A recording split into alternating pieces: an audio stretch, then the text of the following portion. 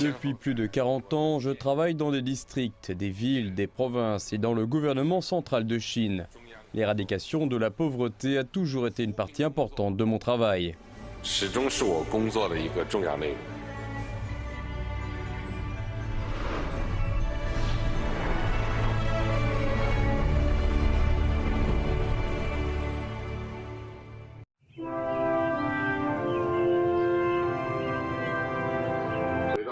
Je suis très heureux de revenir à Zhengding, un endroit qui provoque en moi des émotions, parce qu'on peut dire que c'est là que j'ai commencé ma carrière politique.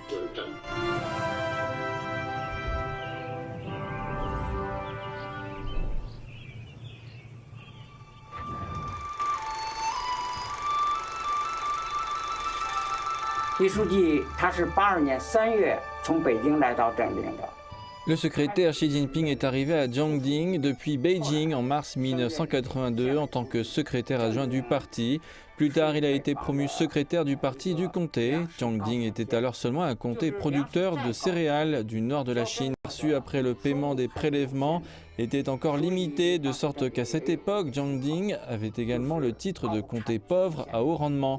Le revenu annuel moyen par habitant n'était que de 140 yuan, ce qui représentait en moyenne 40 centimes par jour. Lorsqu'ils sont en poste, les fonctionnaires doivent apporter des bénéfices aux gens. Ils ne peuvent pas faire la même chose pendant 1, 2 ou 3 ans sans qu'il ne se produise de changement au niveau de l'ensemble du comté. Ils n'ont plus à agir avec une vision à court terme.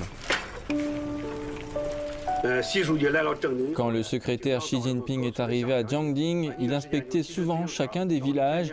À cette époque, il se rendait à vélo dans les champs et marchait tout en voulant comprendre la situation des revenus des villageois et de leur rendement, savoir s'ils mangeaient à leur faim et s'ils étaient satisfaits de leur production actuelle.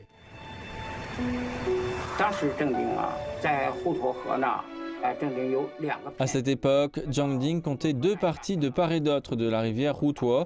Pour se rendre au village au sud de la rivière Rutuo, il fallait traverser une grande plage. La plage était dépourvue de pont et la couche de sable était très épaisse. Il était tout simplement impossible d'y rouler à vélo et parfois même de pousser le vélo. Quand on rencontrait une telle section de plage, il fallait marcher en portant le vélo. Pendant plus de 3 ans, j'ai parcouru à vélo des milliers de kilomètres dans la campagne en me rendant dans les 25 communes et 221 villages du district. Le 8 février 1984, lors d'une réunion de travail du comité du parti du district, le secrétaire Xi a proposé que le thème de la réunion soit consacré aux moyens pratiques de faire décoller l'économie de Zhengding.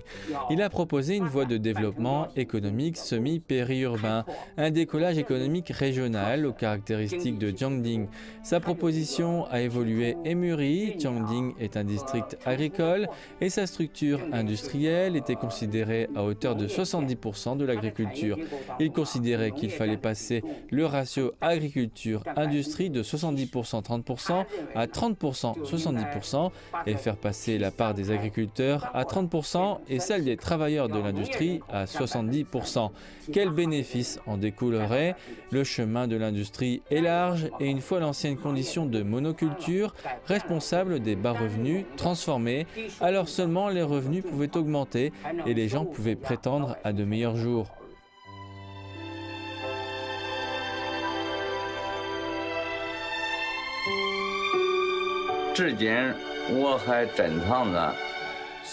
Jusqu'à aujourd'hui, je conserve précieusement le certificat d'autodidacte que m'a décerné le secrétaire Xi Jinping. Après que le secrétaire Xi est venu à Zhengding, il a promu une économie semi-périurbaine, estimant que le district de Zhengding devait s'enrichir et changer de visage. Il faut d'abord planter des arbres pour bloquer le vent, c'est le seul moyen de développer l'économie.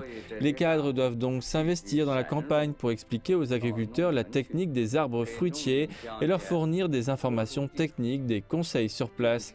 Chaque village doit mettre en place un verger, chaque famille un vignoble pour augmenter les revenus des agriculteurs en leur permettant de s'enrichir vite, d'obtenir rapidement la technologie et de développer rapidement des arbres fruitiers de sorte que les agriculteurs soient heureux en constatant les bénéfices.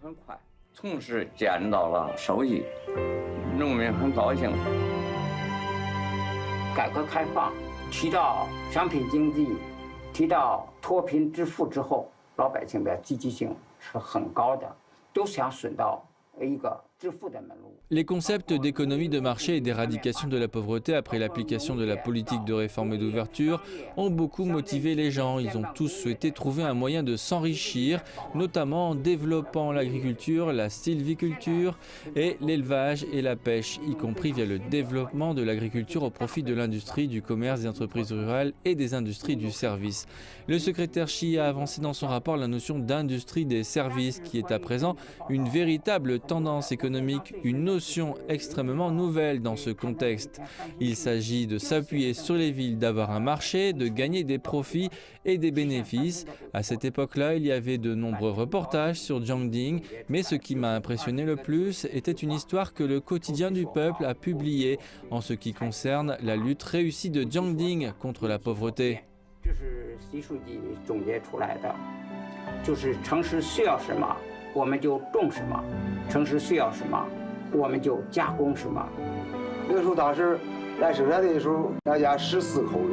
En 1982, 5 membres sur 14 de ma famille travaillaient dans la brigade de production. Un an de travail nous a laissé une dette de plus de 100 yuan. En 1983, après que les terres agricoles ont été contractées à des ménages individuels, mon père a commencé à cultiver des légumes dans des serres fabriquées par lui-même sans beaucoup de soutien financier. L'année suivante, la visite du secrétaire Xi a renforcé la confiance de mon père dans la culture des légumes. On nous a fourni des bâches en plastique et du film de paillis. Plus tard, du personnel dévoué du district est venu ici pour fournir des conseils techniques après la construction des serres au printemps. Sous leur direction, nous avons pu cultiver plus de légumes de meilleure qualité. Le jour où j'ai appris le plan de mon père, j'ai quitté mon emploi avec lequel je gagnais seulement 60 yuan par mois. Après être devenu un producteur de légumes à temps plein, nous avons pu faire 70 à 80 yuan chaque jour. Un an plus tard, nous avions accumulé 10 000 yuan et remporté le premier prix des ménages prospères du comté.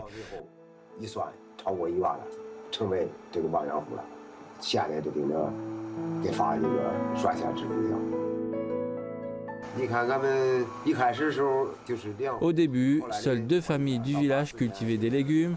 À la fin de 1984, 60 à 70% des ménages y avaient adhéré. 2 ans plus tard, ce chiffre était passé à près de 90%.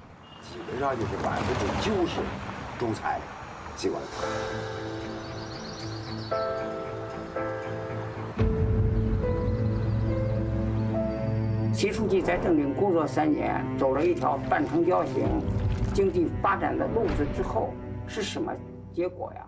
Au cours des 3 années de travail du secrétaire Xi à Jiangding, le modèle économique semi-périurbain a fait passer le revenu par habitant de 140 yuan à plus de 300 yuan. Les gens avaient suffisamment de nourriture, ils gagnaient plus d'argent et leurs sources de revenus avaient été diversifiées en captant le marché urbain.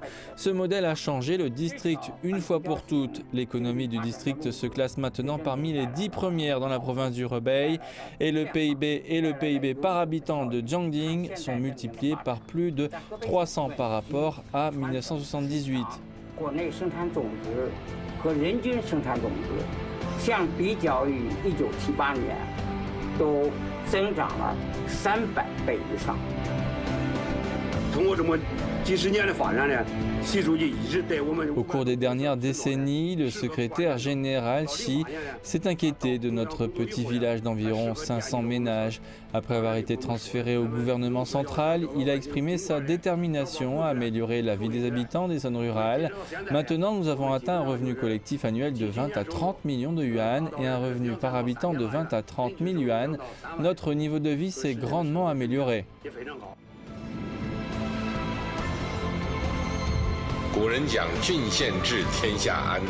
Comme le dit le vieil adage, lorsque les districts sont bien gouvernés, l'État jouira de la paix. Dans la structure de l'État et la structure organisationnelle et politique, le district est un lien intermédiaire clé. C'est le fondement important du développement économique, du bien-être des populations, de la stabilité nationale et de la paix durable.